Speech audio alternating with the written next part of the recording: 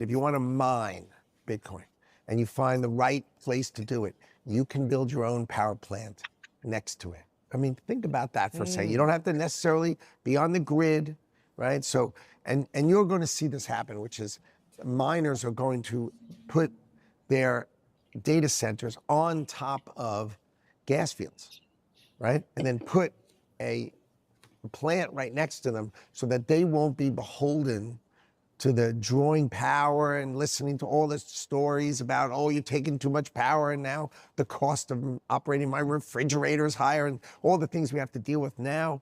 What you'll see is the next generation of miners in America will be able to control their destiny, control the cost of power.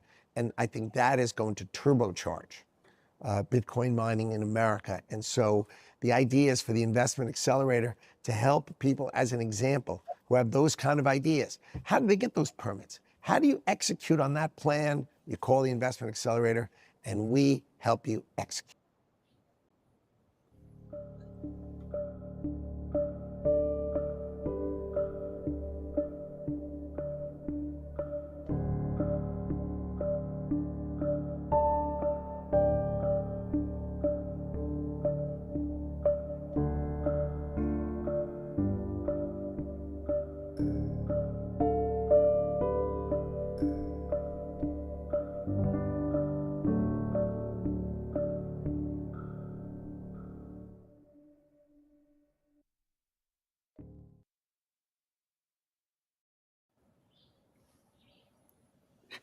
Happy Bitcoin Tuesday, freaks. It's your host, Odell, here for another Citadel Dispatch, the interactive live show focused on actionable Bitcoin and freedom tech discussion.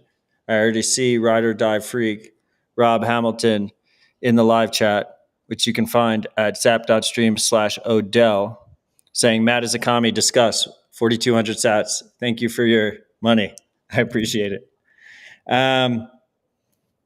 That intro was our boy Frank Corva interviewing our new Commerce Secretary of Commerce, Howard Lutnick, talking about off-grid mining and how he wants it to be made in America and done here. But, you know, it's something that many of us have heard for a long time, at least in Bitcoin circles. I'm very bullish on off-grid mining. Particularly what the boys at Upstream Data and Giga Energy are doing, dropping storage containers on oil fields. But it kind of hits different when the Commerce Secretary is talking about it. So that's why I felt like it was notable and it should be there in the intro. Anyway, freaks, as you know, Dispatch is 100% audience funded. We have no ads or sponsors. It is supported by the Ride or Die freaks who continue to donate and send sats to the show. Because I'm a masochist, I run my own node to collect those sats donations. And I discovered a few days ago that it was offline for a week. But you freaks still supported the show. So thank you to JCB, who is our largest contributor on Fountain Podcast, the Fountain Podcast app, with 20,000 sats. And as always, you can support the show in the live chat. We have Mav21 in there now, who just sent us 10,000 sats. Thank you, Mav, Ride or Die. Anyway, guys, I got a great show lined up. Return guest, good friend, founder of Coinkite, NVK. How's it going, NVK? Coping, but good day. Good day. What are you coping about? I'm not gonna get into the politics, but you know, you asked how it was, so it's okay. It doesn't matter. The states are a shitcoin. We're moving on from a shitcoin. The states are a shitcoin. We're moving on from it. He told me before the show he didn't want to talk about the Canadian election, and then my first question he responds with the Canadian election. So, I mean, while we're on that topic, no, we're not on that topic. Moving on. Okay, down bad. Well, I will just say that things seem to be going pretty well in the United States. So. Yeah, no, I mean, you guys are, you know, you guys got President Pump, and you know, like there is the pumps and dumps, but there is also a lot of good happening. You know, like it's a business friendly environment. That's a huge fucking deal. It's pretty interesting because I mean, per capita, Canada has always had like a very, very strong Bitcoin population. Like your total population is much smaller than the US, but It's in like terms of like, it was when Bitcoin started, it was about 33 million people, and I would say like most, like I'd say like it was probably like first or second per capita Bitcoin holdings and sort of Bitcoin businesses in the world when Bitcoin sort of was in the early days. It was something, but they yeah. fucking screwed the pooch. Well, I mean, so my question to you is, why do you think Canadians haven't been able to politically mobilize in the way that Americans have? Because Canadians are communists and it's over and everybody left. That's it. Like it really is that simple. Like when all the smart people, all the people who have a fight in them leave, there's nobody else to fight, right? It becomes sort of like it's like the equivalent of brain drain for freedom. It's like California, it's like everybody who could fight left. Yeah, I mean, California, the one thing California still has going for it is that it's pretty. It's the weather. So some Yes. people still feel locked in there. Yes. Well, anyway, if we can get you an H-1B visa, you can come run custody for my family. There you go. Bring you into America. Done. Okay, well, this is not what we were going to talk about, but NVK brought it up because he's coping pretty hard, and I guess the election was yesterday. We're going to be talking about. I think we should be talking about self-custody in general. I mean, this cycle is an interesting cycle to me. It feels different than previous cycles in that there doesn't seem to be like that much retail interest. Like the average mom and pop coming into Bitcoin, percentage-wise, seems much lower, and it seems to be much more suit types. Well, and bros that are like trading MSTR and stuff. Yeah, I'm sure you have opinions. You're a man of many opinions. So yeah, let's start there. What's your opinion on that? Retail doesn't come to Bitcoin anymore. Retail goes to the equities, right? To the paper Bitcoin. They're like the shit coins of the cycle. Yeah, I mean, honestly, like I rather people have MSTR than they buy, sushi. Yeah, or Ethereum. Or actually, no, I don't know. I've got two minds on that one. Like on the plus side, sushi was a lot more sovereign, than MSTR is. But MSTR pumps our bags and gives Bitcoin more power. So it's a tricky one. There's no good answers. Yeah, I mean, if you were going to use a DEX, like one of these shitcoin DEXs, you had to know self-custody. You actually, I mean, because they were like account-based models, fundamentally there was a lot of differences there. But still, they had to understand managing private keys. They were in a much more risky environment. They were getting rugged left and right. Like there was a lot of learning experiences that could be had. It was, and then some subset of those people, right? You take like maybe 10% of the people that come in and get wrecked in the Solana ecosystem. Then they eventually come to Bitcoin. Right? That was even pre-Solana. It was even more decentralized. What? The sushis. I'm very confused about that stuff. But yes, that was I'm not positive. One of them, I think Sushi Swap might have been the Solana one, and then Ethereum had a different one that predated it. But I might just be wrong. I'm not positive. I mean, let's give them some credit. Tornado Cash still very large pool of coin cleaning service, freedom providing service. I mean, Ethereum's getting wrecked right now, though.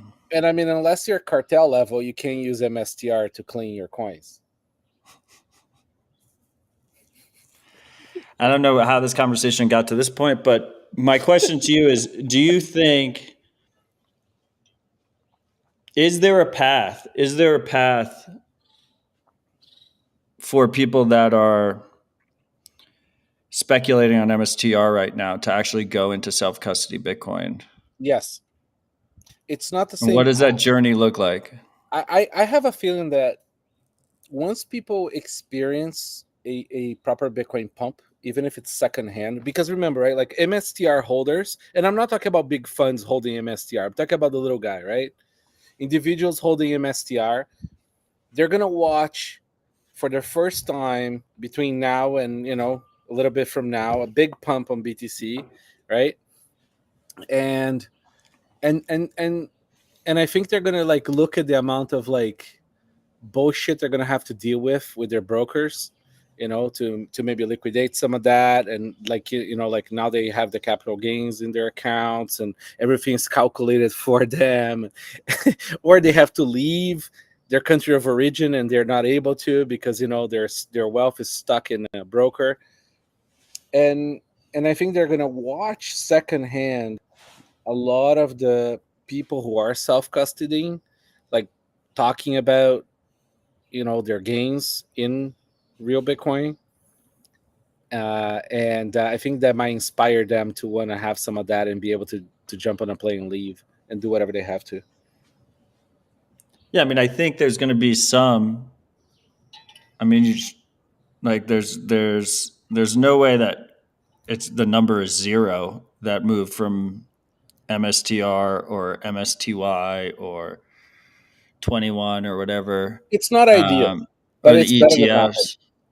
But it's going to be I think it'll be a small number. Yes. It's not as easy, and I don't know. It's not as easy as someone who was in a shitcoin and then moving to Bitcoin. At least that was fundamentally similar. And there is many mechanisms where you can swap your shitcoins for Bitcoin really easily. You can't go to shit and go MSTR to BTC. Yeah. No, they're stuck. I mean, they're stuck. If the liquid bulls have their way, maybe one day you'll just be able to move from your tokenized MSTR to Bitcoin. So two things. First of all, we have Rakan in the chat sent 21,000 sats saying Lutnick wants Bitcoin to succeed. Discuss. Yeah, I mean, I think we discussed it already. BRK zapped 21,000 sats saying OpenSats rules. Thank you for your support. It does. And our resident shitcoiner, Rob Hamilton, I knew he would know the answer to this question. Uniswap was the ETH one. Sushi was the Solana one.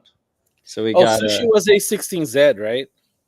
I don't know. They're like all A16Z has them. They're in all this shit. Okay, so there's probably 10 people listening to the show right now that don't know what a cold card is. Why don't you tell those 10 people what a cold card is and why it exists? Okay. So computers are not meant to hold secrets, as we all know. You're there watching your favorite adult entertainment in the same computer as you're doing your life wealth managing. Not a good idea to do it in the same environment. So we came up with a device that can do that separately in a safe environment.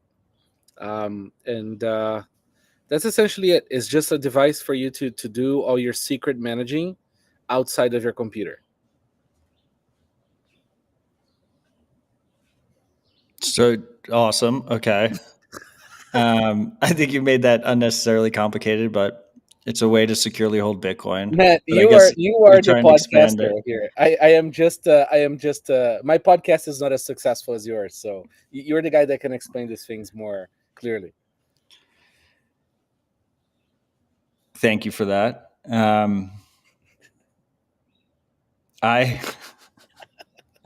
I don't know. I mean, I'm stuck reading the comments right now. Thank you all for joining the live chat. Kid Warp is watching on Nostr TV, which is a new Apple TV app, so you can watch the Zap stream on your big screen television. I feel like that's a big development. NPub 1563 said Coldcard is where cypherpunks stored their future. I like that. It is very cypherpunky. Where did he say that? I mean, maybe my comments are slower, but if you look at it's Bugle. It's the Bugle. Do you like the Bugle boys? They're funny sometimes. I think they're great. Best journalists in the space. I mean, I really like your article about the Big Bang. Anyways, long story. Go ahead. Coldcard. So, I mean, I think your explanation is partially because it started as a Bitcoin hardware signer, a way for you to securely hold Bitcoin and interact with it. And it's kind of slowly iterated into more than that, right? I mean, you mentioned protecting other secrets. Yeah. How do you think about that? So that's the thing. Like the premise really is the computer is unsafe, right? And when you realize that and accept that you cannot have any secrets on a computer or a phone, you're just asking for those secrets to leak, or at least privacy wise they leak. Then you come into this problem where, like, okay, great, wonderful, like computer is not good. Okay, so then how do I perform like things that require security, right? Like in my everyday life, right? Like how do I store a very important password, or how do I store some very sensitive information? How do I co-sign with somebody else on the internet? How do I help a family member set up their environment for Bitcoin? Like you sort of like start to like expand on that. And if the computer is not there, it's like, what can I as a maker of a secure environment add in terms of features to help that happen in a secure manner, right? We travel a lot more these days. A lot of people are becoming sort of like stateless, right? They're becoming sovereign individuals, and they're like around the world, so they can't just like go on on their new rental house in some country and bury a metal seed anymore. That's there's a lot more considerations at play, right? So we sort of like spend a lot of time brainstorming how can we improve all these little scenarios, and how can you do that, those sort of actions remotely, securely, and with some privacy in adversarial environments. And recently we launched the key teleport feature. It's, I think, keyteleport.com for the website for that. So for example, you can send secrets over a video call. Yeah, why don't you go into that a little bit more? How that works. So think about it this way, okay? You have, the Coldcard is like a secure environment, right? And I have one, and the person on the other side just got one. And if we have two secure environments and we don't trust the middleman computer or the pipes right in between us, can we create a secure tunnel between the two devices, right, to send a piece of information? And that was sort of like the premise. So with key teleport, say for example, on the proverbial ephemeral grandmothers that don't exist, that everybody wants to serve in Bitcoin. Let's say I have grandmother. Yeah, but the Bitcoin grandmothers, right? Like we want to set up a Bitcoin grandmother here with a hardware wallet. So well, the key there is we're just gonna have to age into being grandparents, and then grandparents will use Bitcoin. exactly, It's just a time thing. But anyway, continue. But grandma wants to use Bitcoin. Continue. Exactly, right? So you ship her a Coldcard from the store, right, or directly. She opens the bag, right? She checks the number, and she has a virgin sort of Coldcard in her hands, right? She powers it on. She clicks on the key teleport feature on that side. You on your side have two options, right? Like you can either set up a Coldcard yourself and just send her the backup with all the settings, including the trick pins and everything, to her, and her Coldcard just boots into this new key that you already backed up for her. That mode's it's like I'm cloning a Coldcard, but instead of doing it in person, it's remotely. Or so in that situation, she's trusting me because I have the secrets, I have the seed, grandma is always I have going to everything. trust you. There's this scenario, we're sending her the secret, right? Or for example, say you want to set up a BIP85 for her, right, off of your seed.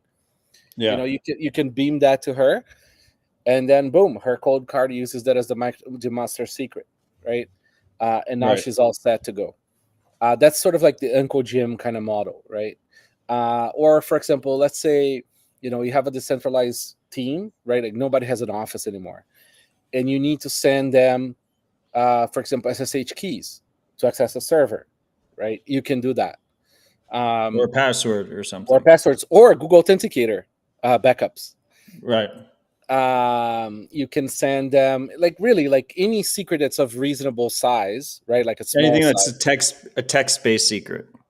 Exactly. And it's kind of like a game changer, like because there was no good way of doing this before. I mean, we spent like a good year trying to find a way of sending stuff each other, and we couldn't. So we went and built it. Wait, so is there a mode where, so like, forget about grandma, because grandma is just buying MSTR. Grandmas don't exist. Yeah, grandmas don't exist. But I have a better example.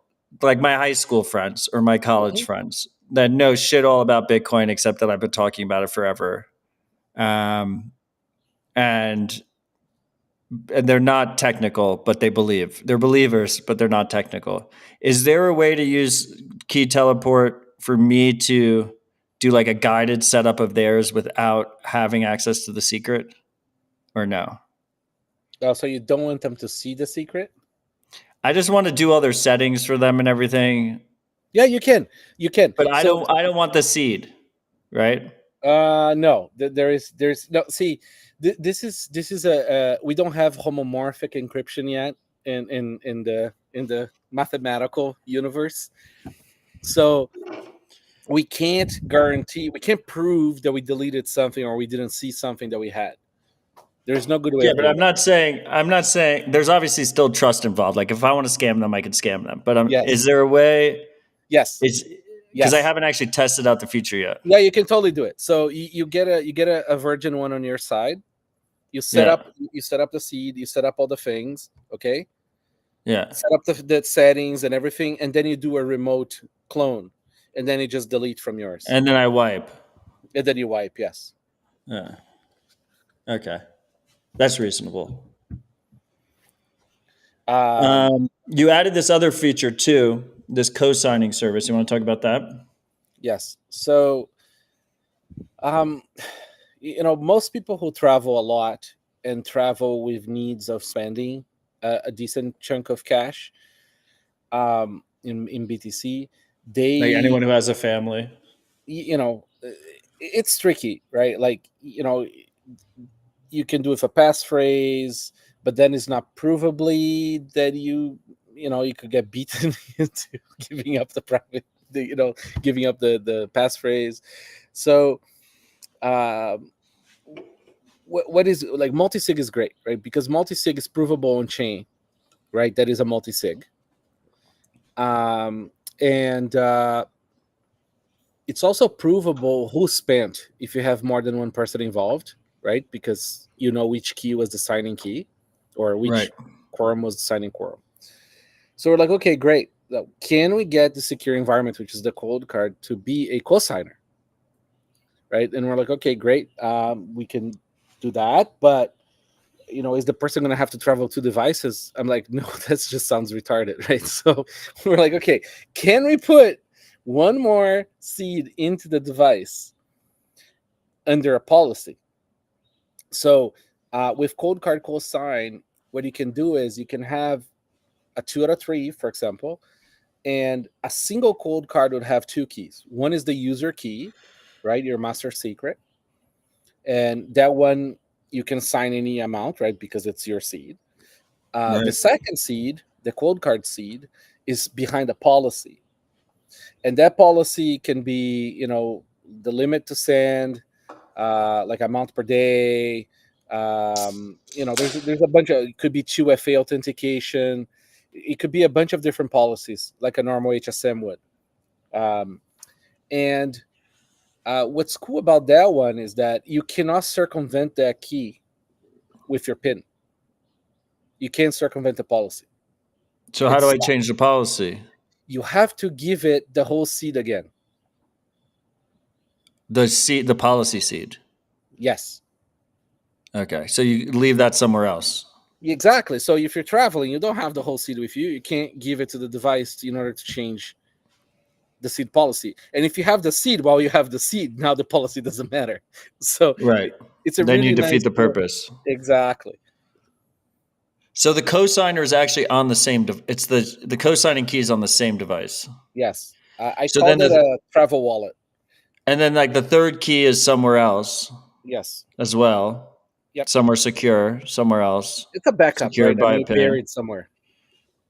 Right, buried in your last It could also be a Airbnb. coworker, eh? Like this is the cool thing about business. It's like you can have a shared, so like you can have two cold cards.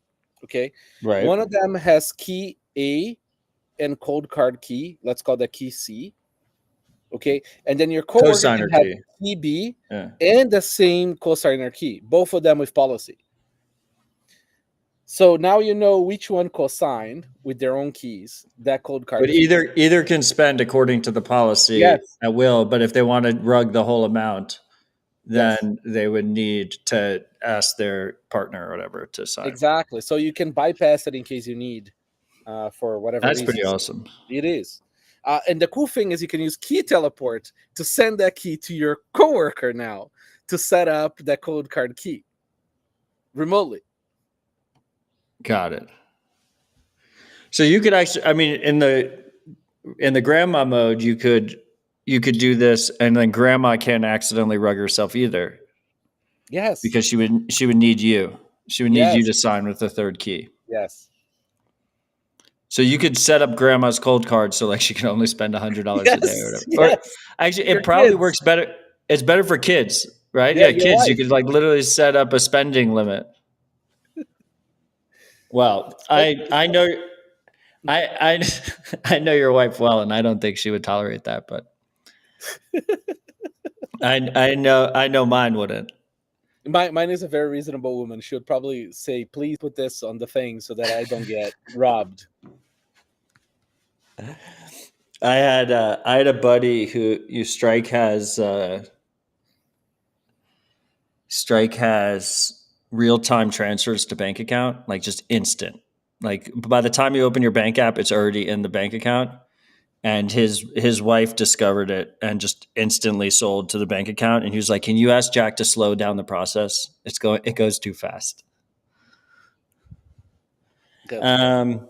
Okay, so those two new features are awesome.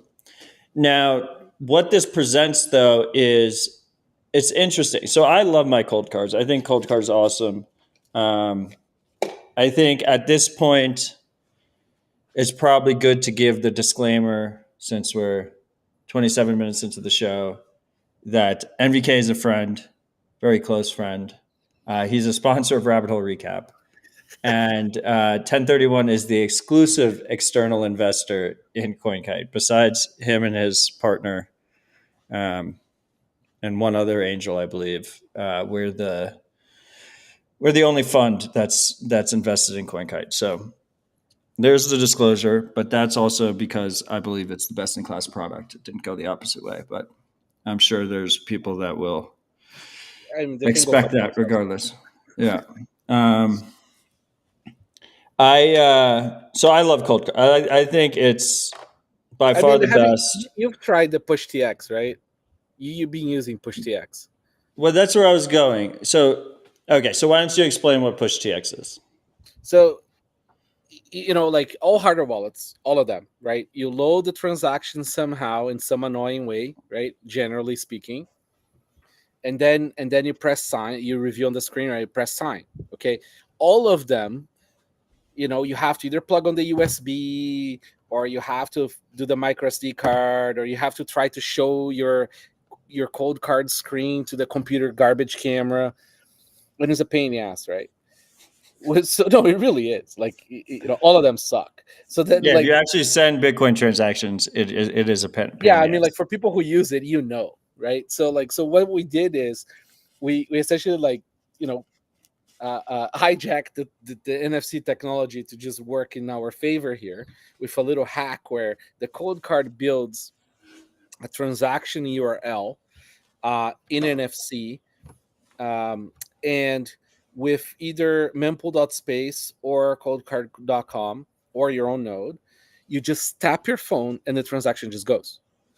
Like it just broadcasts it, right? So it is Anybody who says that it's hard to use, a hardware wallet's hard to use, it's an absolute fucking liar, because they just haven't tried to scan a transaction on a Coldcard from Sparrow, press sign, and then tap their phone. Like, it is easier and faster than logging into online banking. Oh yeah, I mean, Bitcoin really breaks everything. Like, it breaks everything else, because once you do it, it doesn't even matter if you think you might get better gains somewhere else. It's just the freedom to just No, but it's so frictionlessly easy. transact. Like, you try to log into your bank, and now we don't believe it's you. Please send a text message to this. You type the fucking text message. You try to send this. There's a limit. But so this is where my question was going before you cut me off. I think the problem. So in this flow, in the PushTX flow, it's just very clean. This is how you can visualize it. You set up the transaction in your app, whether that's Sparrow on the computer or some mobile app. We have friends working on Cove Wallet, which I think is going to be great on mobile. But you set it up on app. You scan the QR code with your Coldcard. You press sign. You check the details of the transaction, so you make sure you aren't getting scammed. You sign it, and then at that point, you just tap it to your phone as broadcast. Super simple UX, very easy. Also, setting up a Coldcard, you can set one up without a computer, very easy. Just like press go, go, go, go, go, and then like you have like a secure seed. The problem is, and I don't know if it's necessarily a problem. It's the reason I love Coldcard, is that there's just so many different features and capabilities. But there's a fascination. There's like an issue that people have in their heads, that because there's so many ways to use it, it overwhelms them, even though there is effectively a simple mode. Like, they could just ignore all those features and it would be one of the easiest wallets to use. But because those features exist, in their head, is complicated. Is that, And we hide do you see everything that? we hide everything behind advanced mode. But like, I think part of the problem with that is a lot of our competitors, they don't have the security, they don't have the features. So what they came up with is this narrative that Coldcard is great, but it's harder to use. Which is absolute fucking bullshit. It is actually easier. It's just that you don't have to use any of the features if you don't want to. It doesn't even present, when you set up a Coldcard, it doesn't even present you all the features, right? Like, it's all very simple on what's available. You have to go into advanced mode or something else in order to have access to those things. But we believe in having it's like having like a quality off-road Toyota. There's a lot of buttons there. You don't have to use anything. It's good off the shelf. But hey, if you get stuck in the mud, you press a button, get me out of mud, and it does. I'm hearing your Apple notification ring, for what it's worth. It's my wife telling me that they can hear me from outside. I'm moving. Okay. For what it's worth, freaks, MVK requested audio only, but I can see his video, and he's shirtless right now. And I can confirm that he is moving. I see him moving. Freaks, if you have questions for NVK, put them in the live chat and we will get to them.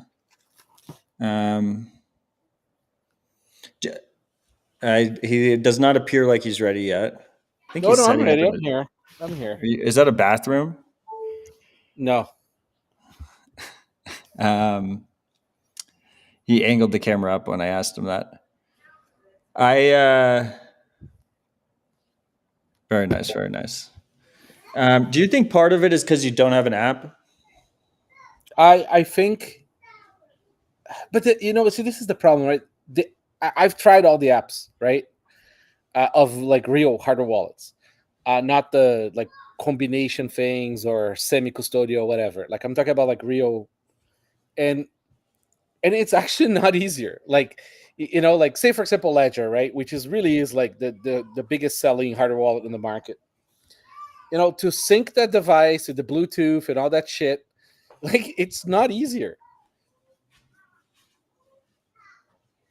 It's a narrative problem.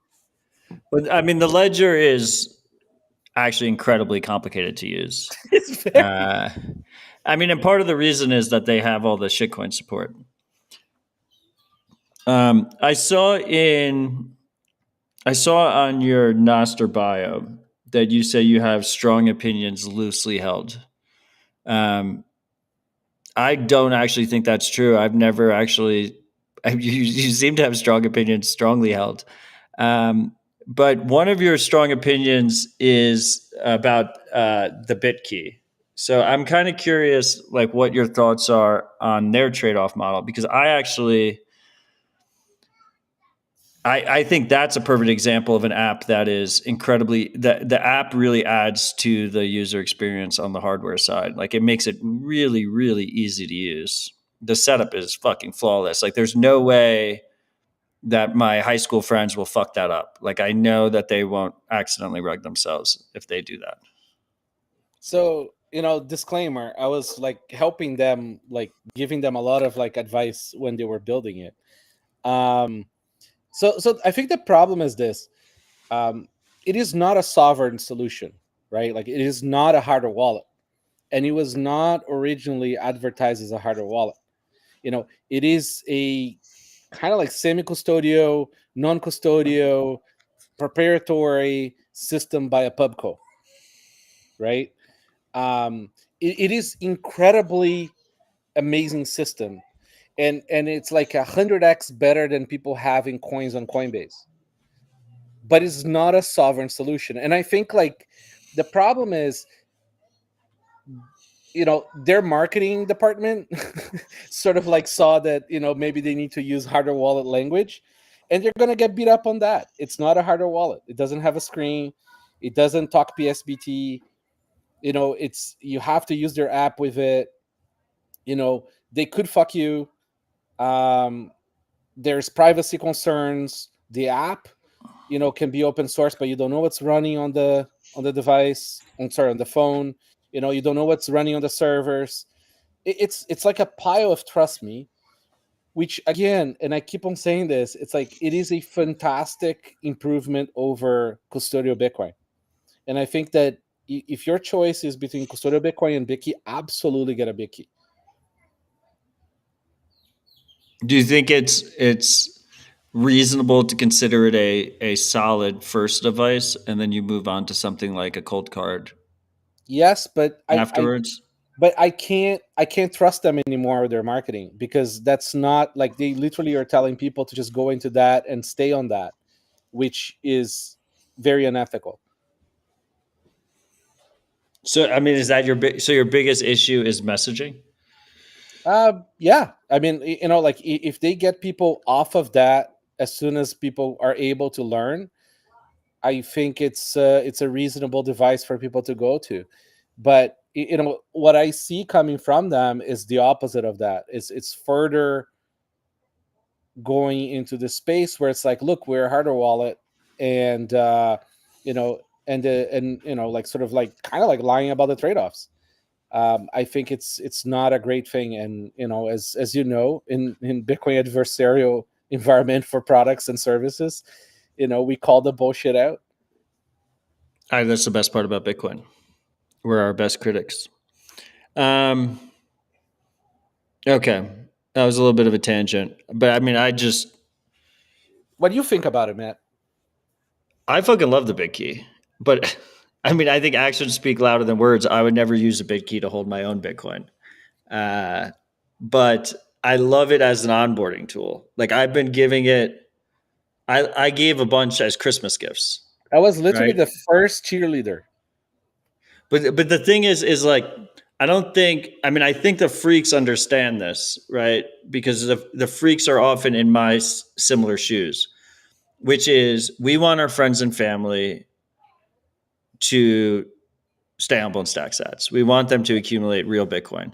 And that's because we care about them, but it's also because in 10 years, like, I don't want to have to take care of them. I would rather them take care of themselves.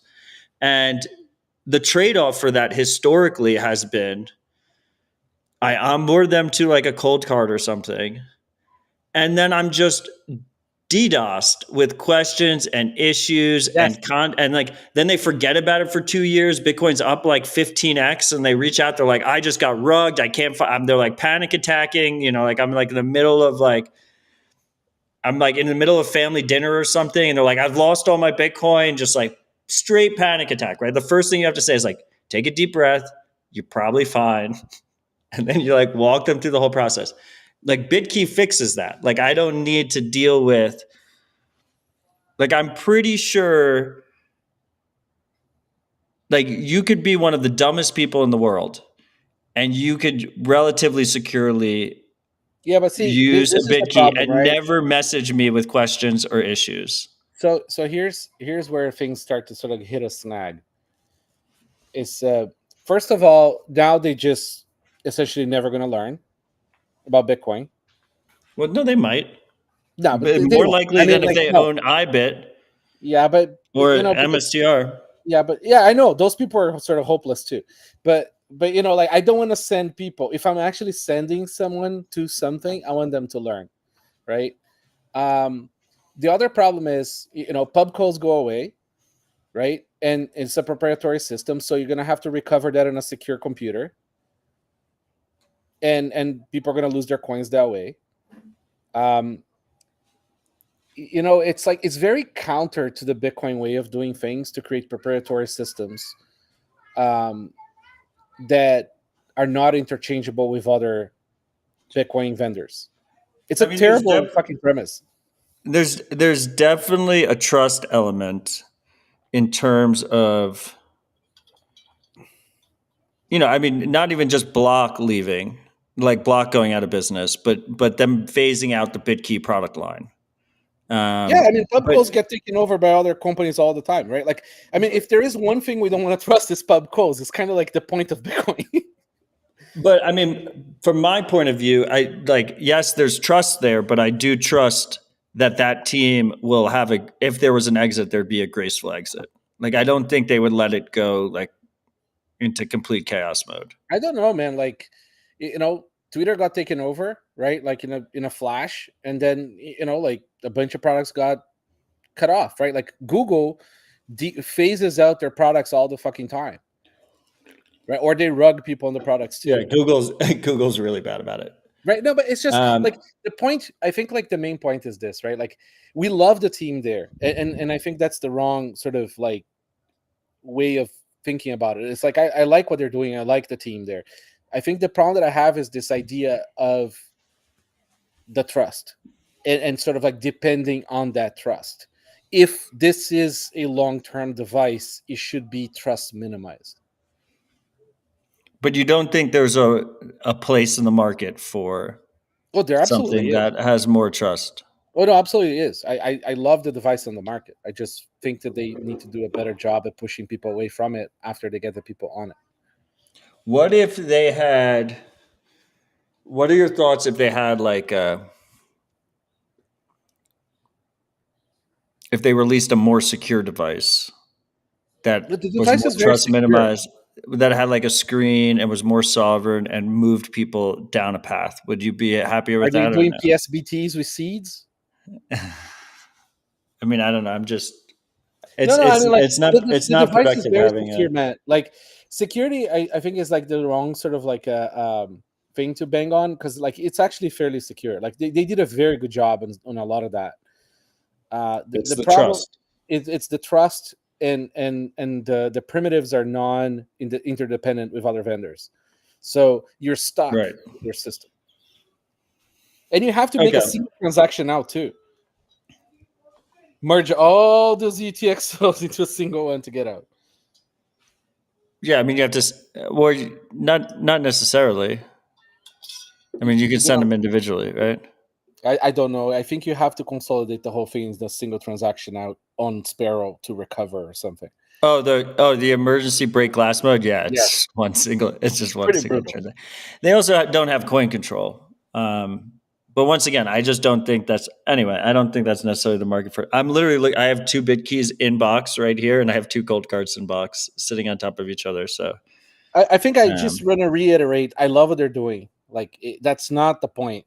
The point is just like the messaging. It's not what they're doing. Okay. Anyway, that was a long tangent. Coldcard Q. So you have two main Coldcard devices. You have the Q and the MK4. The MK4 looks like a calculator. The Q looks like a BlackBerry. Some of our listeners might not know what a BlackBerry is. It was an old type of phone that existed I before hear the your iPhone. show, man. Everybody is older on your show. You don't have any young people who listen. No. That's just Marty. Marty is hating on the Zoomers. We have so many Zoomers. After he did it too, I started inviting Zoomers on the show, and just like many people blew up my phone, and a lot of them are I mean, the entire Bitcoin Policy Institute team is Zoomers. Everyone that works at Bitcoin Magazine, Zoomers. You know, Dylan LeClaire, whatnot. I think Mallers might be classified as a Zoomer. He's like close. I mean, But he wears a anyway, hoodie. we have many Zoomers among us. Arsh from HRF, he's a Zoomer. There's so many Zoomers. We have I the like best the new Zoomers. format with like a third person there. It's been entertaining. I'm glad you like it. We were trying to spice it up after 7 years of marriage. Okay, so you distracted me. We have Coldcard Q, Coldcard MK4. I guess some people think like it's just strictly the Q is the better device. I don't think of it that way. So how do you think about these two different products, and how should people think about them? So think about the Q as like the bulky guy with like lots of features, and then the Mark IV is the same architecture, same security, but it's like a lot more compact, right? So, you know, I really like Mark IVs for. I lost you. I can't hear you now. Oh, can you hear me now? Oh, now I can hear you. Okay. That was weird. So the Mark IV is sort of like it's the same architecture, same security as the Q. The Q is sort of like the bulkier device that has all the features, it has a lot of bells and whistles, that can do a lot of things. But because the Mark IV has the same security and is nice and compact, you can use the Mark IV for, you know, like things that you don't use every day, or for backups, or for key generation, for other purposes. You know, it's sort of like a handier device. So, for example, if you have to stick, you know, in a safe deposit box or hide it somewhere, you know, you can have like 5 Mark IVs. They'll take like the same space as maybe a Q&a-half. You know, so that's sort of like the difference. The devices are the same security. We like both of them. The Mark IV also has the HSM mode. The Q doesn't. Why is that? So there's a bit of a memory concern, right? As we add more features, there's a memory limitation. Okay. But also, you know, the Q is a device designed to be in your hand to do daily operations, right? Where the Mark IV, you know, it's tiny. You can stick it inside a server, and you can use it over USB better, and it's sort of like designed for that. So that's sort of like the breakout. In terms of like how is that the only feature that the Mark IV has that the Q doesn't have? Because usually it goes the opposite way, right? Like the Q obviously has QR codes and a full keyboard. The Mark IV can show QR codes, but doesn't have a camera. Right, it can't scan them. Yes. So is the plan to keep both of those form factors alive going forward? Or? Absolutely, yes. We love both. We use both internally as well.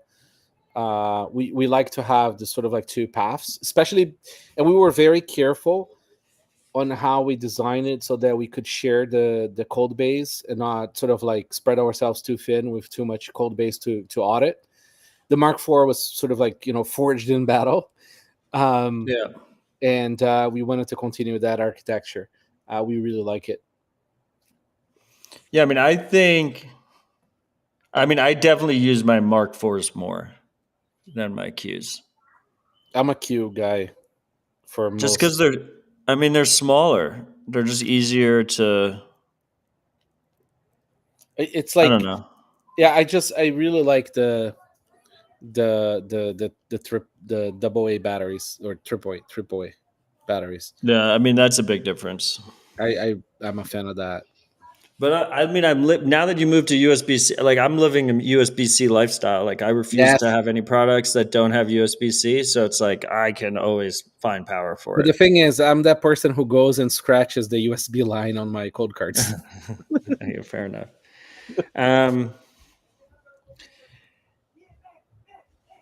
Fair enough. I mean, I think they're both very complementary to each other, and I think it's really cool. The clone feature, I will just say, the clone feature is awesome because you can have just an MK4 and a Q that are cloned on the same Yes. settings, same seed, everything. I mean, that And was you born can out of our own interchange need, them. right? It's like, imagine just how many Coldcards we go through doing development, how many we break and stuff. So like being able to clone devices was kind of like a biggie one for us. And like having secure backups is really important. It's probably the most important. Do you see BRK? He sent us 21,000 sats earlier, so I will answer any question that he asks. He's asking if there's anything public about the MK5 or the Q2 that you want to share. I mean, we're working on features right now. So hardware is always being worked on. Like, we end one, we start the next one. There is no timeline on Mark V or Q2 at all yet. So don't even sort of like bother too much with that in your head. Because so normally in hardware, you are at the mercy of the lifetime of the chips you use. They all have sort of like a end of life of like 10 to 20 years, generally speaking. And then it becomes harder to sort of like get the chips and stuff. There's, sometimes they release new ones and they make it hard for you to get the old ones to move you to the new ones. It's all sort of like a massive logistics. But the point is, the current design is really good and is really forged in battle. Like, I mean, boy, these devices have been attacked and like by left, right, and center, and they've proven to sort of survive the needs we have. And they're fast enough. The chips are available enough. They went up a bit in price, but they're still like economically viable. That we don't want to change the architecture if we don't have to, because changing the architecture means you open yourself for new bugs. So we want to stick with this for a while. And even if we did a refresh of either Q or Mark, it would likely be on the same architecture. You just be for other reasons. Well, like the case would be different or something. Yeah, case, screen, NFC. So, for example, Mark IV could use better NFC. I mean, it's not as good as the Q. Right. So things like that. But I mean, like, there's so many devices on the market. The Mark IV and the Q, like the amount of devices on the market is pretty insane. So we really want to keep on supporting of like what's on the market and see if we can keep on adding more features to this specific architecture. That makes sense to me. I want to talk about the trick pins a little bit. I think it's sneaky one of the best features of Coldcard. How do you think about the trick pins? Yeah, so that goes back to our sort of like autistic way of looking at security. It's, we were like, okay, great. You can have a pin, the hardware wallet goes into operation, but what happens, if you don't want the hardware wallet to go into operation, and you have to type in the pin? And that sort of like went into the rabbit hole of like, how can we have a lot of duress options? And the more options you have, you'll also create more plausible deniability. So, we have the brick me pin that was born out of me having to cross a border and having forgotten the device on me. So, I had to go and delete the seed and then go trash the device and stuff. And I didn't want to do that anymore. So in case that happened again, you can now brick it. There is the erase me, there is the timeout timer, super useful as well. especially in office environments. You can have the device sort of give a timer as you put that pin before it lets you go into operation. If you're familiar with banking environments and like real physical safes, there's the Delta mode. But just on the timer, freaks. Yeah. If power's cut, the timer restarts. Just FYI. Yes. We have. Yeah. You were talking about Delta mode. What's Delta mode? So Delta mode is you essentially do the delta of the first pin. And what's cool about that is that has a higher threshold of security on how the device works. I'm not going to get into the weeds on how the secure element works, but on that pin, we can do a few more interesting things and remain fairly secure. Like that pin is not as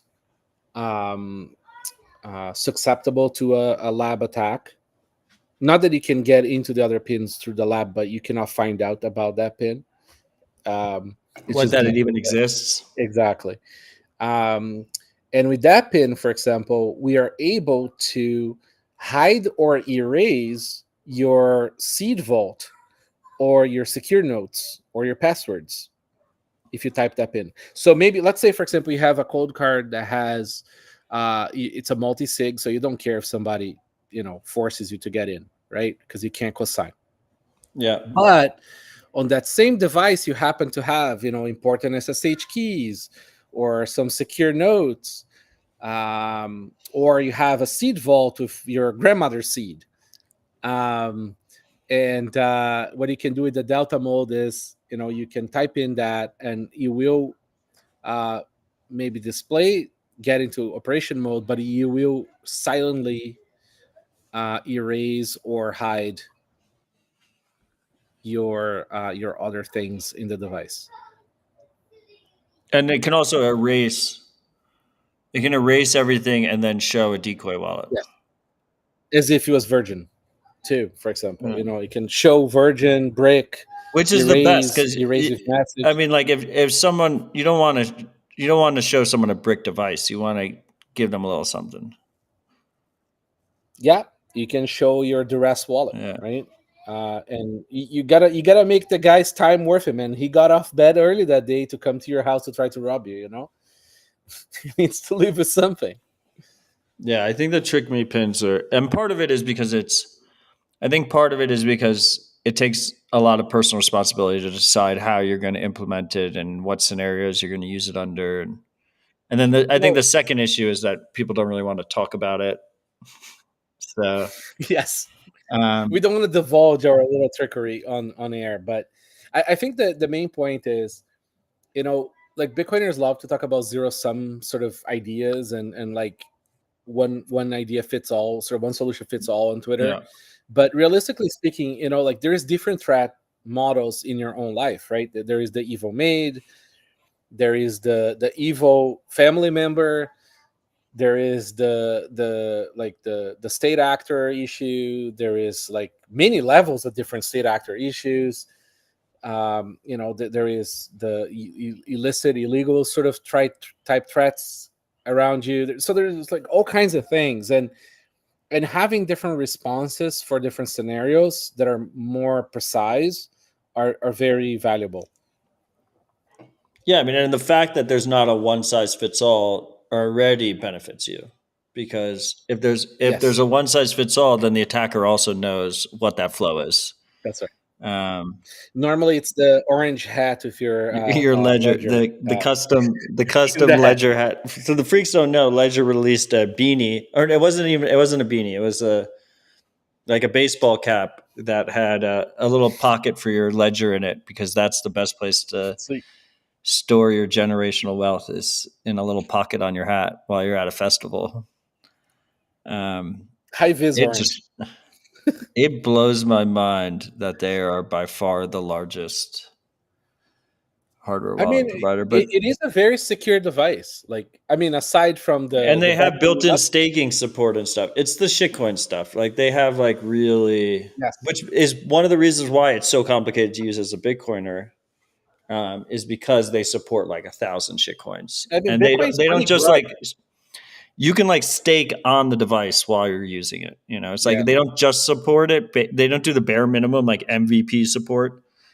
They like actually full on hardcore support shitcoins. Rob is using his Coldcard in his sauna hat, he says. Well, I mean, Rob is the caricature of someone who uses his Coldcards in the most complicated way possible. So I presumably it's not a single sig. It's got some kind of time lock on it. He's our best supplier of mini script bolting accidents. Yeah. Only go into the sauna with your Coldcard if it's insured by Lloyd's of London. Where was I going with this? I mean, another piece is that Ledger is sold in Best Buy, which I think is kind of cool. So is BitKey, by the way. Yes. BitKey is not sold in New York, though, because of the bit license. So not New York Best Buys. That is absolutely insane. Yeah, that's completely retarded. I have actually shipped BitKeys to New York friends, because they can't even buy them online and ship them to New York. Anyway, whatever. I digress. Best Buy, Coldcards in Best Buy. What are your thoughts on that? No. Why? I mean, I know as an evil VC, you'd love to see that, but no. I mean, like, listen, we are in. It has nothing to do with me being an investor. I'm just teasing, which I'm quite proud of. Yes, they are a non-controlling investor. It's so you guys don't have to worry about that. No, it's just like everyone telling me to change NVK's loosely held opinions. Right. I have no influence. I have no influence over him. Remember, contracts reflect my way of being in general too. So anyways, we're an independent shop. We make a high quality device that it's very specific and opinionated in how it's done. And I don't believe it's compatible with Amazon or this mass market stuff. Like, mass market is not going to open up Sparrow. They're going to expect, like a beautiful app that like maybe has a copy of your seed for you. Like it's like the backdoor as a service the Ledger launched. That's what the market wants. That kind of market. But you could do Best Buy in a reasonably secure way. No, I don't think it's possible. Like, once you cross that threshold of volume, distribution, the doing the level of supply chain defenses that we do gets tricky. I mean, listen, if people are willing to spend a lot more money, anything can be done, right? But I think we're in a sweet spot with that. You're getting a level of security that should cost probably 10 times more than it costs now. I like that. Are we going to raise the price? No. So in terms of, I know you don't, I know you're very, you don't like sharing numbers.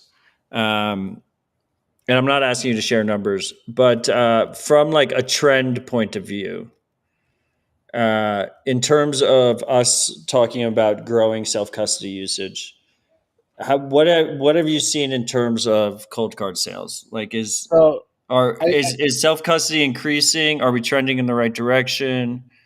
What do you see? So we doubled the size of the revenue, I'd say, in the last 18 months or so. Give or take.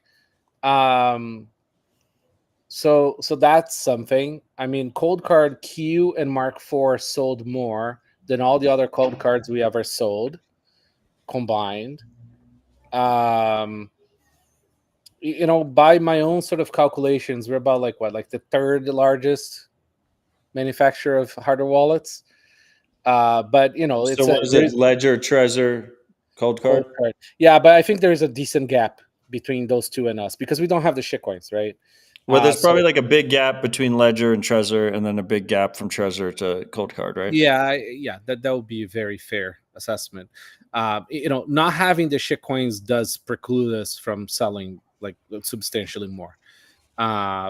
Because see, a lot of people are not even going to use a lot of the shitcoins, but it's part of the checkbox list on when the more mainstream kind of influencers are sort of talking about hardware wallets. They're like, oh, but Coldcard is great, but it doesn't support other shitcoins. It's like we're like, yeah, and they always have one shitcoin. Yeah, it's yeah. like they don't want 1,000 shitcoins. They have their favorite That shitcoin. one. That shitcoin, Exactly. it needs to support it. Exactly. And what's funny is that like a lot of people don't really use their hardware wallets for shitcoins because they're still trading them, so they keep them on the exchanges anyways. But the thing is, to be fair to the Ledger guys, is that they make trading very easy for the shitcoins within the app. Right. And Trezor too. I mean, they have their own shitcoin brokerage inside of the app. Yeah, I mean, like, listen, it's like I think there is always going to be a ceiling on hardware wallet sales for Bitcoin only. That's going to be a factor of the Bitcoin phase of the wave, and not doing the shitcoin stuff. I mean, but we don't care. We we like having a business and growing the business, but like sales numbers is not the thing that I wake up and give a shit about it every day. But so do you? I mean, the question was. I mean, look, we both know Coinkite's in a very good position, revenue wise. The question is more like, how do you think that we're in a good position as an ecosystem, self custody wise, based on your knowledge of internal numbers? Like, do you wake up in the morning and you're like, yes, fuck, we absolutely. need more people to self custody Bitcoin? Or you're like, we're in a good spot, we're doing well? The people that buy corn self custody it. Grandma is buying $100 worth of Bitcoin. Grandma doesn't exist. Doesn't exist. Like, we don't care. Like, reality is like, because we get the emails from people who have corn and are self custodying and are asking questions when we have firmware updates. So like, we engage a lot with our user base, and it's a large user base. We can see that. We can see the amount of numbers that go up when the Bitcoin price goes up, and we can see the questions that come in. So these are not like LARPing people. It's I think the people who have corn in any significant numbers are self-custodying it. That's like it's a we are in a very good place, I think, self-custody wise in Bitcoin. I don't think people who have the capacity and are not traders are not self-custody. Okay. Traders don't give a shit. No, traders never gave a shit. But they are a large part of the hodl, right? Yeah, I mean, and some of them have they have a hodl stash, and then they have their trading stash, right? And it's separate. So Jor is asking. He asked a question: in a decade, what percent of Bitcoiners will have Bitcoin in self custody? I want to change the question a little bit because of exactly your carve out for, I don't know, people that have negligible amounts, which it might not make sense for them anyway. So in a decade, what percent of Bitcoiners do you think that have price exposure to more than one Bitcoin are holding Bitcoin in self-custody? I feel like that's a better question. I mean, in a decade, maybe now we're just talking about what they're like worth like $10 million. I don't know. Yeah, I mean, decade in Bitcoin, it's like almost double the age of Bitcoin right now. Yeah, I mean, it's kind of 10 years. Yeah. What I mean, so back to Jor's original question, like, what does success look like to you? If we're in 10 years, what percentage of Bitcoiners using self-custody is success? I think this trend is going to be linear, right? So the self-custody is going to always be sort of playing catch up with the new acquisition of Bitcoin. So I think we're going to be in a good place. I think we are in a good place. I don't have a number for you. 5%. Maybe, yeah. It could be 5. It could be 10. It could be 20. Like, it's impossible to know. That's the beauty, right? And Yeah, the well, I'm better asking people you do to it, fucking guess. I'm not gonna guess. Sorry. No, yeah, I'm sorry, Jory. You didn't zap enough. You didn't zap enough. Zap a little higher, and I'll try to guess. No, I mean, it's kind of a pointless exercise, right? Like, remember, it's very similar to when, like, when you hear like startups come pitch Bitcoin companies to you, and they say, "Hey, like, there's 100 million Bitcoin users in the world, Yeah, self-custody." no, there aren't. No, there aren't. How many people do you think there are right now? 2 mil. Okay, that's probably a little bit high. No, I think we got there. How many people do you think hold self-custody Bitcoin over 1 Bitcoin right now?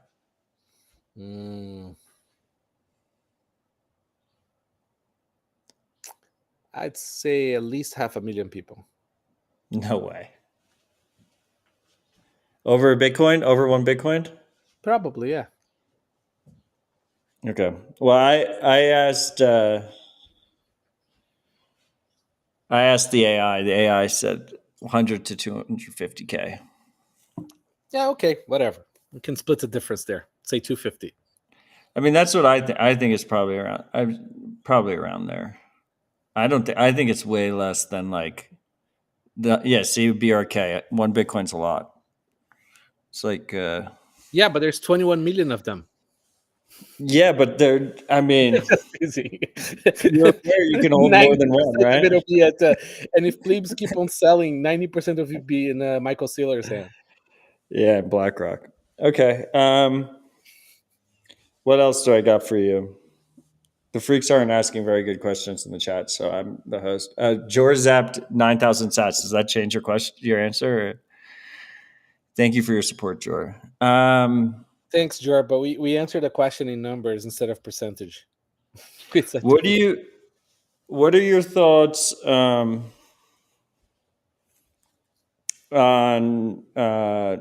Nostr hardware?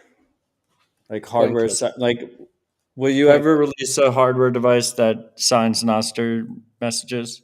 It's pointless. Why? Like, because you're gonna have to have the device hot, right?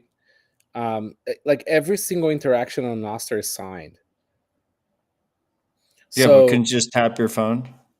Yeah, you're gonna tap your phone. Like every like you have to pull out the hardware wallet and tap it. Well, or something. What if I don't want to? I don't like any posts. I just broadcast.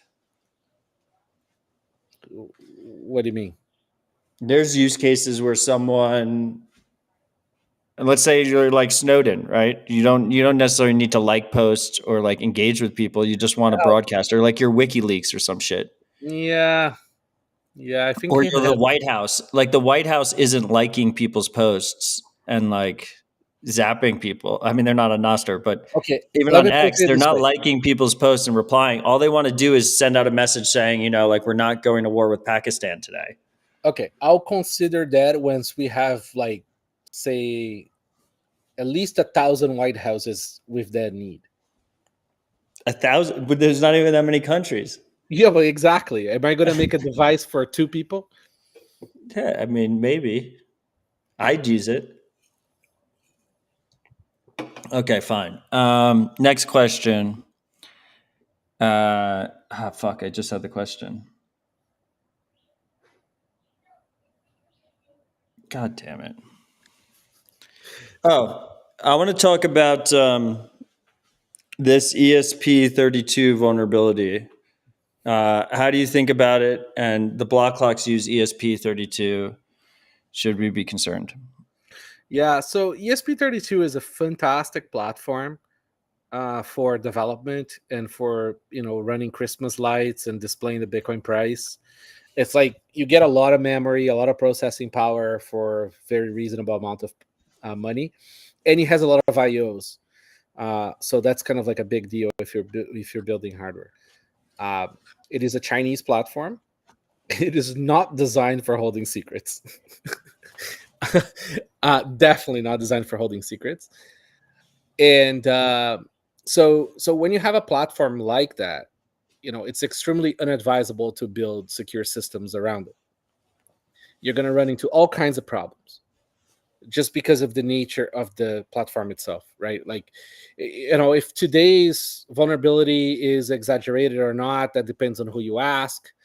But the reality is, when you have a non-secure platform or non-securable platform, you're gonna just be having those problems all the time. So just don't use them for hardware wallets.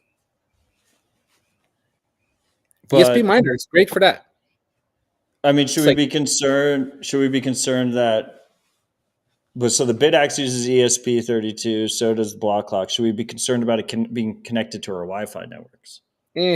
you have bigger problems in your house. Like, you have Alexa, you have like fucking fans and fridges now connected to the, like, listen, your house Wi-Fi is compromised. Just assume that. So it's not gonna be like, Okay, so I mean that was also my conclusion on RHR. So that I was correct. Yeah, Like you're already fucked. That's the reason cold storage exists, is because exactly. you don't want your keys connected to your That's Wi-Fi. Right. Don't use a platform like that for hardware wallets. Use it for fridges. Perfect. And also, like, don't have Alexa in your house. Just throw out the wiretap, freaks. Don't have a Ring camera on your front door. Yeah, Rob Hamilton saying Matt needs end-to-end air gap to post good morning posts. Yes, correct. I think there's product market fit there. I mean, it could theoretically tap to broadcast. Yeah, that's what I'm saying. Tap to broadcast. That'd be dope. Okay, we'll type it on the keyboard. Tap to broadcast. Boom, done. That'd be dope. It needs That'd be so awesome. So it needs I can have a separate NSEC for replying to people, but I just have one that I just use for broadcasting. Okay, so it's gonna need to. You probably have to be on the Edge firmware, because of Schnorr. Yeah, I have to look into it. I mean, I'm sure it'll be a great demo, and there'll be just one user, but yes. And there'll be at least, it looks like by the live chat, there'll be at least 5 of us. We'll be very vocal about it. I want to see a picture and a video of you doing it every time you do it. I mean, no, it does actually, like, yeah, I will loudly let people know that I'm doing it. I will just say that, like, my NSEC right now, like, I have been quite careless with it. It's like the exact opposite. Is that fix it? What? Frost? Like, some of the Frost solutions might fix it. Yeah, and maybe there's a hardware signer component to that. No, like a multi-sig setup where, like, some of my keys are tap to sign. Yeah, but then might as well have like multi-app, sort of like multi-device, sort of resolving a lot of that. It's just not there yet. Like, I think we just need better primitives on Nostr, right? So, like, because it's on Schnorr, like, technically you could do Frost or whatever. Like, once we sort out primitives, we can sort out, like, then what the signers need to look like. Ideally, it would be fun to bypass the need for custom hardware for Nostr.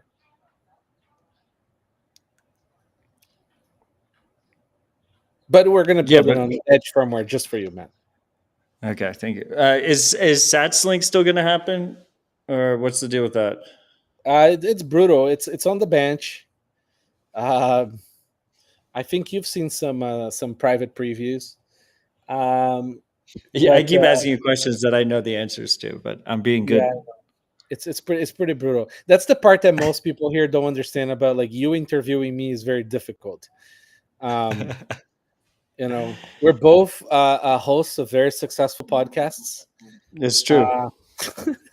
And we both do business together. So, and Matt, doesn't want to divulge his specific security details.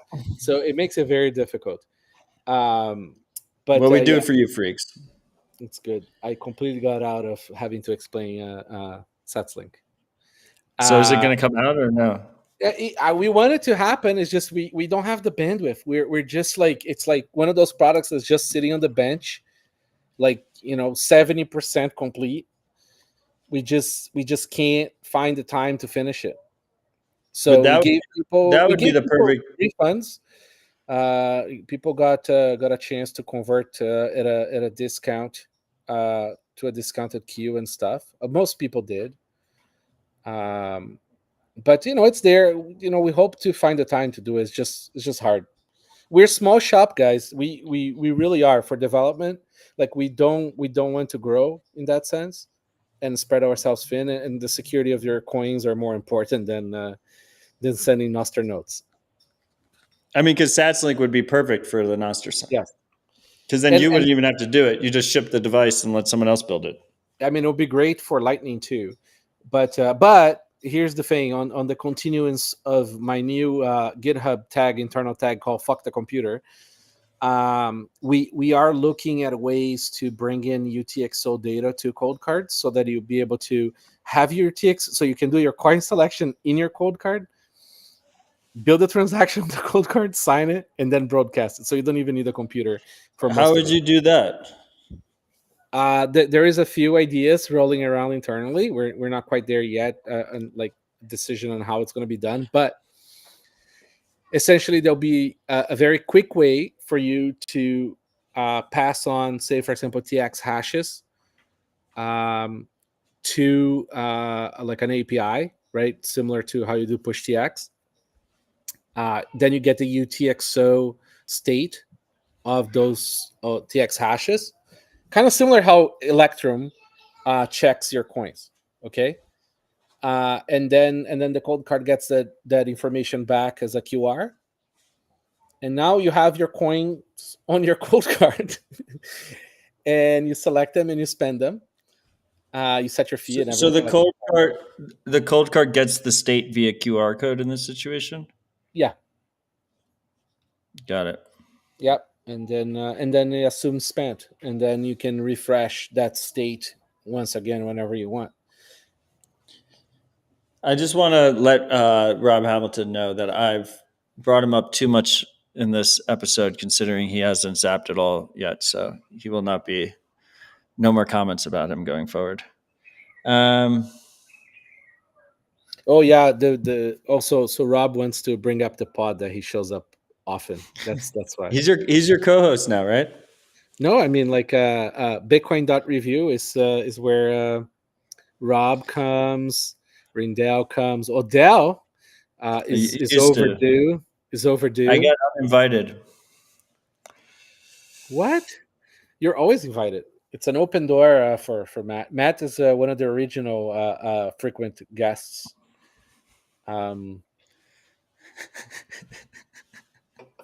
You see, Rob, I zapped at the start. I was the first zap. Yeah, he did zap. I was sorry. It's too low to show in the leaderboard, so I forgot about it. Shit. It's 4.2. No, it's a good show. It's a good show. I use it to help my son sleep. It is literally the purpose of it. Do you have an opinion, before we wrap here, do you have an opinion on the recent Bitcoin Core scandal? Which one?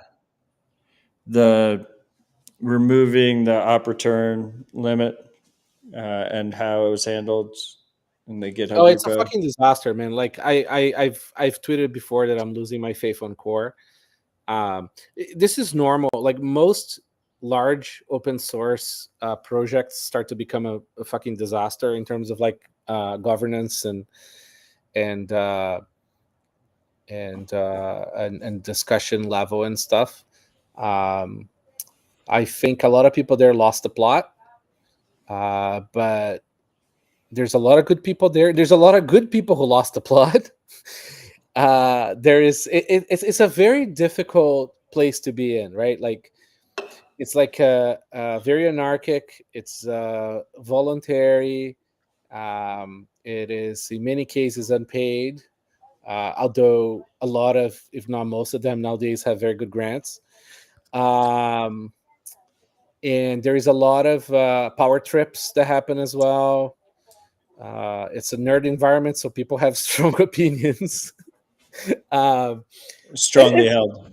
He's strongly held. Mine are loosely held. I changed my opinion. I Yeah, changed my opinion bullshit. a few hours. When was the last time you changed your opinion on something? Oh Jesus, dude! I change my opinion every day. I feel like I argue with you on a daily basis about things you don't never change your opinion on. Yeah, but that's because you're wrong. That's a different problem. That's a you problem, not a me problem. Okay, so you have concerns about core. Like, what are the solutions? Do you have solutions, or No, there is no. are you The just solution complaining? is you don't need to update. Bitcoin is the solution. Bitcoin was designed so it's backwards compatible, and you don't have to update. Don't update your node. Stop updating, and be the change you want to see. If you want to fucking fork their GitHub and like start a new core, do it. Like, who cares? Add, like, be a fucking punk. You know, like, I'm not saying I'm gonna like that you're being a punk, because whatever the fuck you probably doing gonna piss me off too. But like, you know, like, it's like it's just the way it works. I think a lot of people on core are good-hearted, are well-intended, but many don't run a business. Many don't have to deal with transactions every day. So there's a lot of make work projects there. There's a lot of like yeah, it's just, you know, it's normal. I mean, like, because, you know, Bitcoin in its core, no pun intended, works, right? So people find efficiencies to work on, and then they also try to push on their personal preferences, and everybody has their own personal preferences, and you know, it's just gonna be like that. Just, who gives a shit, man? Like, honestly, like, I don't even look at the fucking mailing list anymore. You know, I haven't updated my node. I don't look at the mailing list. It works. I don't care. It's true. That's the power of Bitcoin. What do you think, Matt, of this recent growth? I mean, I think ultimately in this particular situation, like, users should be able to choose like what their node relays. I don't think it really affects things anyway. It's not a consensus rule. Miners can just include whatever the fuck they want to include, and have been. So, Boy, they have. I think the quote unquote moderation or censorship, depending on how you count it, in the actual merge request thread on GitHub in the repo was incredibly poorly handled, and probably should have just never been done in the first place. Like, that just creates controversy for no reason. I kind of resent that technical Bitcoin conversation is still happening on X, but that'll probably just take some time. But yeah, I mean, I think what a lot of people, I think that us deify, like, I'm very grateful for the people that we have working on Bitcoin. I think there's a timeline where we don't have these people, and it's the single most bullish fundamental for Bitcoin. But at the same time, like, we shouldn't be deifying them, and there should Yeah, no, it's be ridiculous, right? They're people. friendly adversarial thought. Yeah, no one's a genius. You know, no one's like above criticism, and Except for Maxwell. Just kidding. Yeah, I mean, like, and I think there's always drama. There's a lot of like people dynamics too, right? Because there's a lot of people who used to be way more relevant. They want to stay relevant, so they just offer bike shedding opinions on shit just to be participating in fucking, you know, it's just normal people shit. Dude, that's life. Life is people shit. Like, everything's a people thing. You know, business is a people thing. Family is a people. Everything's a people thing. Open source is no different. So we have Rob decided that he was actually going to zap. So he's now officially the top zapper with 30,000 sats. So wow, peer pressure works. Do I get His a cut most recent. Well, you actually get a reverse of a cut, because he's being a little bit of a dick to you. So I asked him when he was going to open. I asked him when he was going to open source. When he was going to open source Trident wallet, Anchor Watch's Trident wallet, and he says he has no plans to open source it. He defended his decision. He said if he does open source it, he won't fully open source it. He will do your license, the MIT CC license. I mean, technically, it's the Redis license. The It's Redis. the what? Redis. It's like a very famous database. Okay, so you didn't invent it. You cloned it from someone else. Oh, absolutely. Why? We've talked about this a million times, but since he brought it up and since he paid good money to bring it up, why did you change? Why did you change the Coldcards license to commercially restrict usage of it? Because we like to fuck with assholes. That really is it. Like, I mean, like, there is people who take advantage of the commons, and that's true. For example, my opinion. I think GPL is a shitcoin, and uses the state the same way that other licenses that are restrictive use the state. But at the end of the day, for example, with like say BitX right now, right? Like China doesn't give a fuck about licenses. The big markets don't give a shit about licenses. Right. So BitX is GPL, but China just so GPL says that if you use their code, you have to keep it open source, any derivative yes. projects. And China just took it and closed sourced it. Yeah, I mean that happened to us, right? So the people who clone our devices, they took our code and they didn't make it open until much later, and they never contributed back either. So like I'm like so fuck you. I'm gonna fight back the way we can, and we did that. For us, the most important thing is that can I protect the users from myself, right? Which is part of the defense model of the Coldcard. Right. And in our license, we do that, right? It's very, very generous to the user. The user can do whatever they want. The only restriction that we have is if you try to essentially have a competing business with us.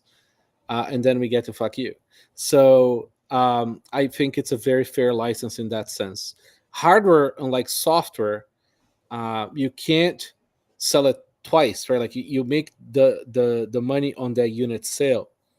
So, I can't just go LARP like all the pub codes do about like they fossil wash everything, right? Oh, look, we're open sourcing this, we're open sourcing that, while like 90% of their shit that actually makes money is all closed source. Yep. Like very close. So, we don't get to LARP because part of our security model is the source being available to the user in its entirety, right?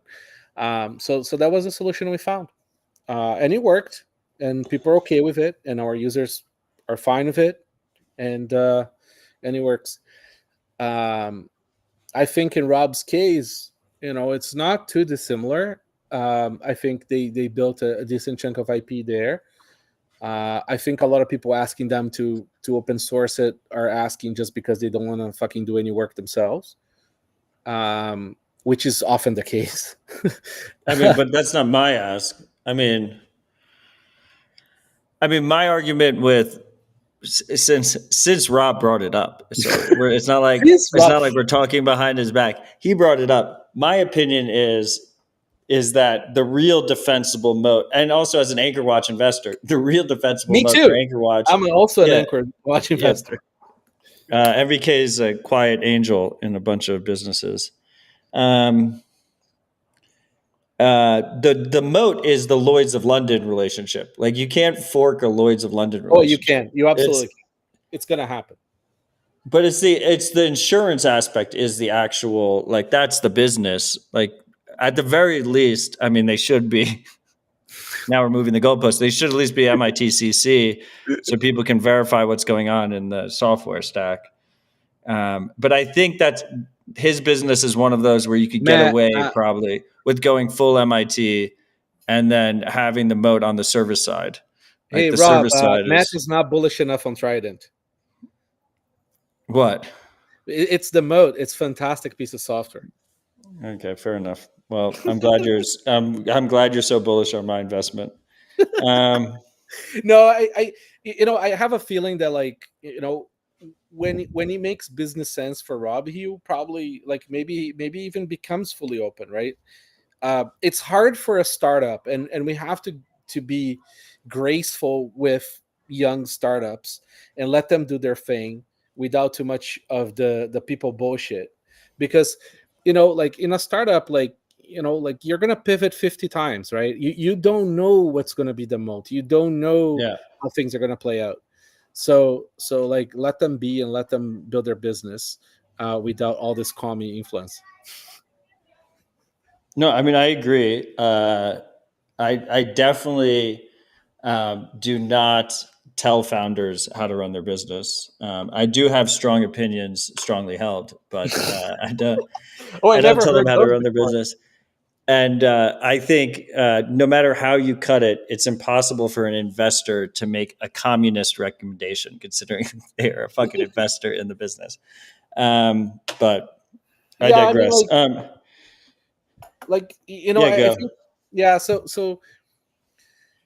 think it's non-negotiable. The protocols must be fully open source, like free as in freedom, open source. Okay, like protocols must be fully open source. There is no, it's non-negotiable. It's like Nostr, Bitcoin, and it's not a fucking bullshit GPL. It's actual MIT, right? Right. So people can no restrictions. Exactly. People can take that code and go in private and do their own solutions. Otherwise, things never take off. You cannot have a protocol that's GPL. It doesn't take off. Okay. Now, the stuff that's running on top of it, as long as it respects the open layer, right, with open standards, with open ways of resolving things, then we're in a good place. I mean, is it nicer that there is a lot of free open source out there? Absolutely. We do a ton of it, contrary to some of the haters. We actually are partial to making things public domain when they are open source. It's just sometimes the business requires some less nice thing in order to exist. But what you rather have, that business existing or not having that piece of software? Fair enough.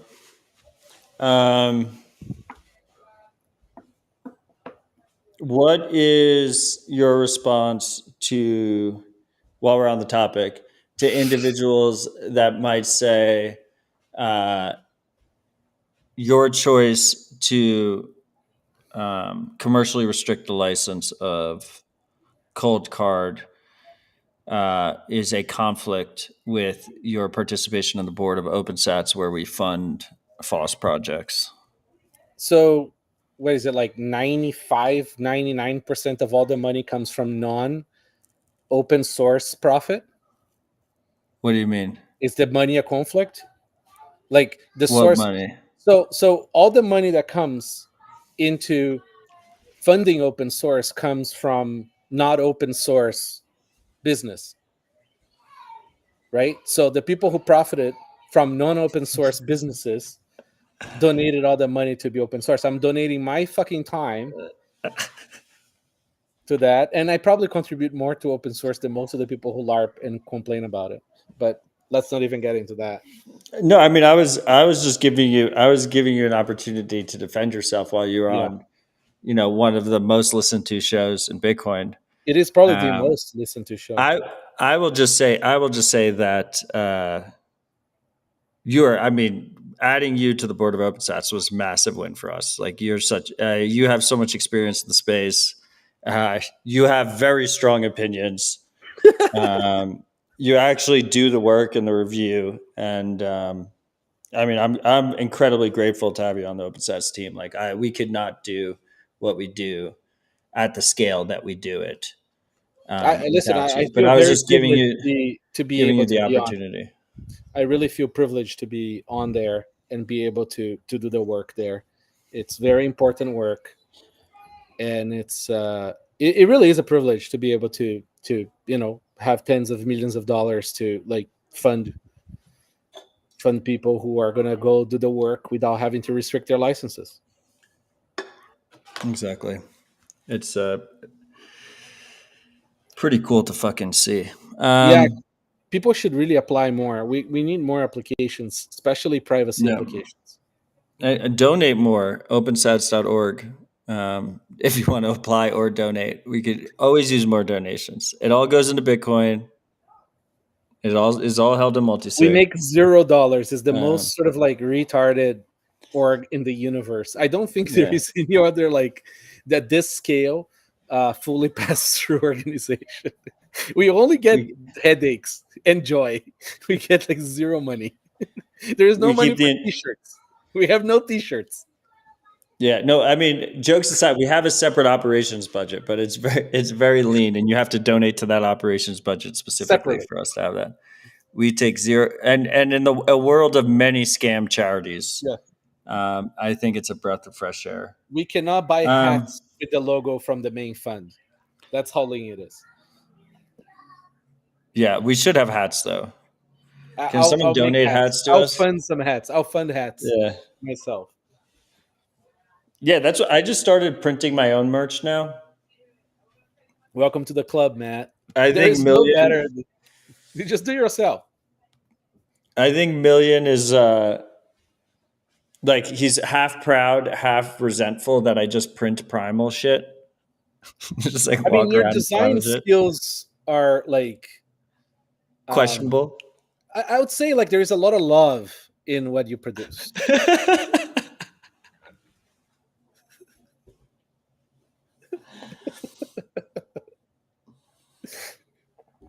Well, it is what it is. They're good hats. Anyway, before we wrap, one last question for you. What can we do to increase self-custody usage?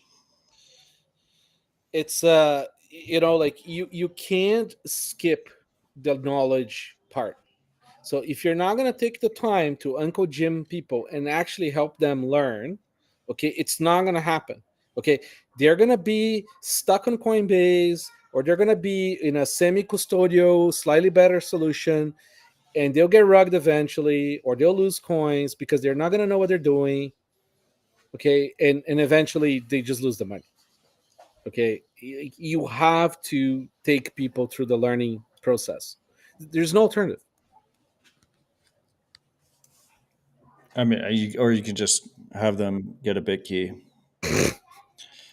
You just don't have to deal with that. But no, jokes aside, I agree. I mean, look, it's always gonna be the more difficult path. Like it's gonna take personal responsibility on both sides. I think one cool thing about Bitcoin is there is a desire for a lot of people to want to help. And it's okay. There's people who don't want to. There's people who don't want to be saved. I mean, all Canada, they want to have fun staying poor. So, it's like whole countries want to have fun staying poor. So, what are you going to do? Can't force anyone. Fair enough. Freaks, I am continuing the streak that we're on. And next Tuesday at 2100 UTC, I'm having Stephen Pollack from the Bitcoin Policy Institute on the show. He's never been on the show before. I don't think he's ever been on a podcast before. So I'm pretty excited about it. We've had Bitcoin Policy Institute shows in the past, but we've never had Stephen on. So it'll be a fun rip. When you coming to a Bitcoin review? I mean, when are you going to invite me back on? Next one. To be fair, MVK does invite me a lot, and I just always, after doing like the first 11 shows with him, I've been kind of. I don't blame you. I really don't. The original shows are still on this feed. Like when people get onboarded to Dispatch, if they go back from the beginning and they start listening from the beginning, they actually have the early. Scamming my show. I'm doing the opposite. I'm giving. You should be paying me. You should be paying me for the people I send your way. You're the one scamming me in this situation. Okay, I'm very confused about the scamming direction of this. Okay, I'll come on. I'm happy to come on. I'll come on the next one. I'm happy to come on the next show. And then I have the week after that. I already have planned, which is like pretty impressive for me. And that's going to be VNPRC. We're going to talk hash pools. Pretty excited about that. Nice. Is there? Are you planning any shows on dry markets anytime soon? No, but I should. Why are you? I mean, we always mention stuff, but I just feel like it's stalled. My show is too boring, dude. We have no reach. We're like, it's like my show is for like nerds who want to fall asleep. Okay, it's not for reach. It's just cope. It's stalled a little. Join market's stalled a little bit. Maybe I'll have Waxwing on. He's very vocal on Dude, Nostr the volume recently, is which I amazing appreciate on him. it. The volume is happening. I mean, hopefully in the next few weeks we free Samurai, which would be fucking massive. I feel like the tide is turning. I've been I'm gonna say this out loud. I've been lobbying Craig to add Join Market UI. No, he's never gonna. He's so broken now. He's never gonna do it. Little bird. He's so broken now. Poor Craig. He should though.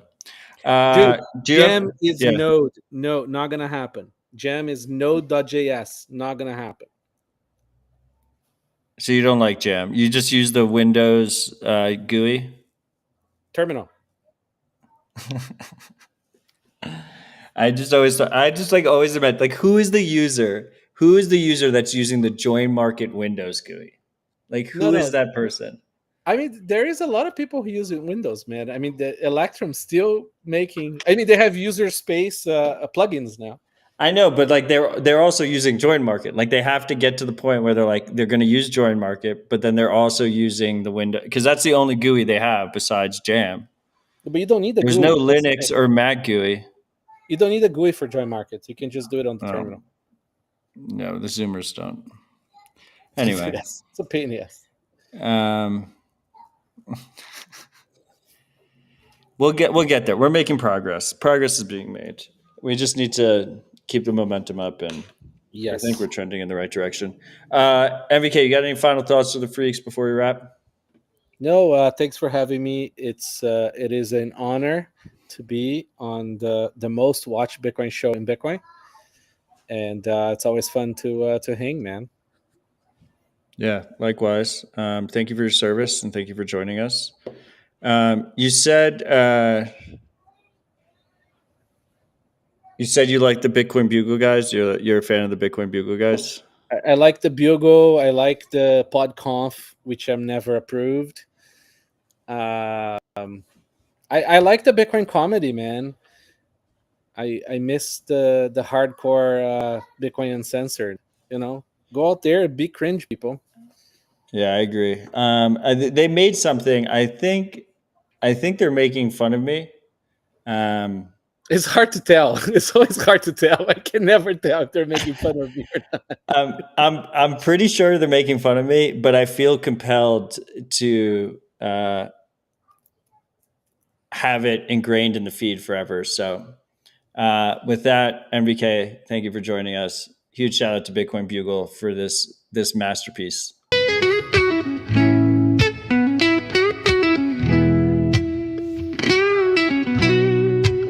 Used to spend my nights in watching Netflix. Trailer Park Boys was my favorite show. Fixed my incentives, now I can't afford taxes. 40 hours per week, oh, how I've grown. Listening to Citadel Dispatch, or my fave Rabbit Hole Recap.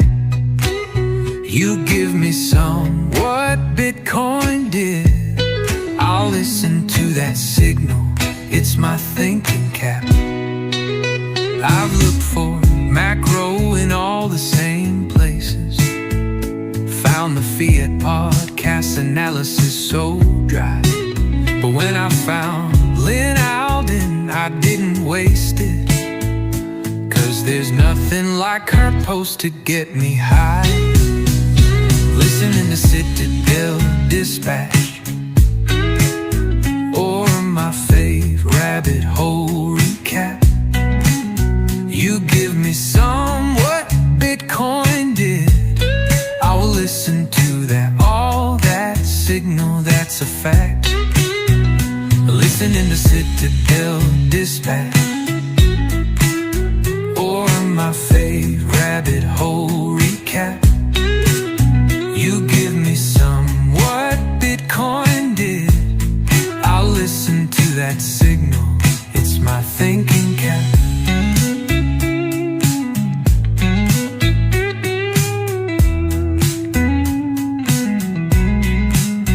Get my signal.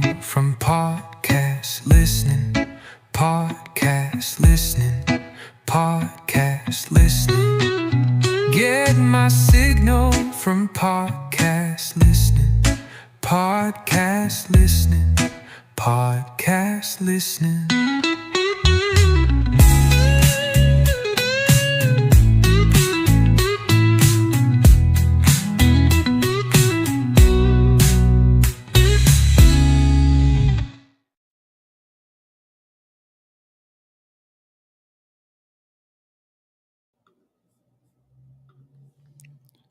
Love you, freaks.